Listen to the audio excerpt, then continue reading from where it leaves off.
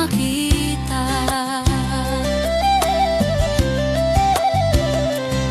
Ang mga santo nga aton namatan, ginamit lang kag ginapangamuyuan, pero ang ilang nga mga kaugalingon wala klaro kung paano nila aluwason.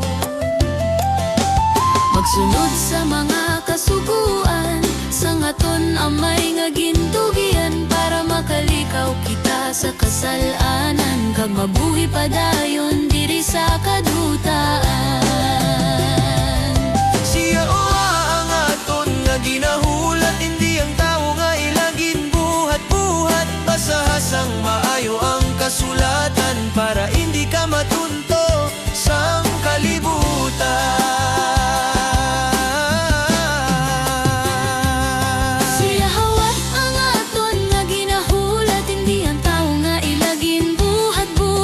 Basahasang maayo ang kasulatan, para hindi ka matunto sang kalibutan.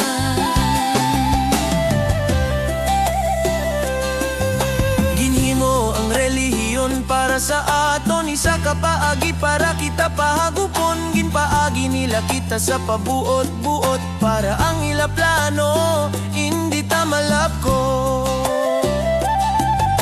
Wala sa hitsura, sa biste o bulawan, o sa kadakuon sang ila simbahan, ang tanan nga aton subong makita, parte sang taktika nila kag doktrina. Magsunod sa mga kasuguan, sang aton amay nga gintugian, para makalikaw kita sa kasalanan, kag mabuhi padayon diri sa kadutaan.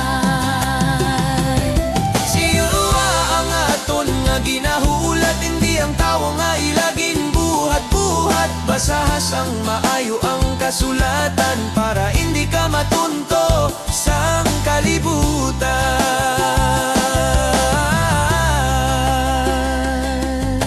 Siya hawa ang aton nga ginahulat, hindi ang tao nga ilagin buhat-buhat. Basahasang maayo ang kasulatan, para hindi ka matunto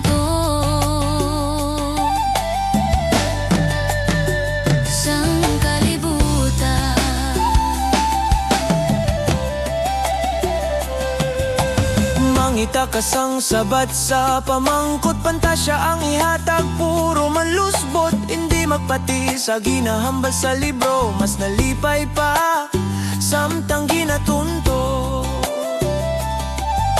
Tanawa balat kay ginapili lang nila, ang mga balasahon kag mga kanta, wala unod puro lang gid inapasalik. Pagabot sang oras, pati ikaw medyo takilig.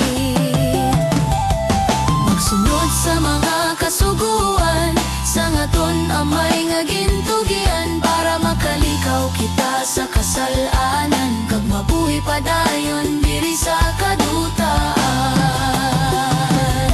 Siya hawa ang aton nga ginahulat, hindi ang tao nga ilagin buhat-buhat. Basahasang maayo ang kasulatan, para hindi ka matunto sang kalibutan.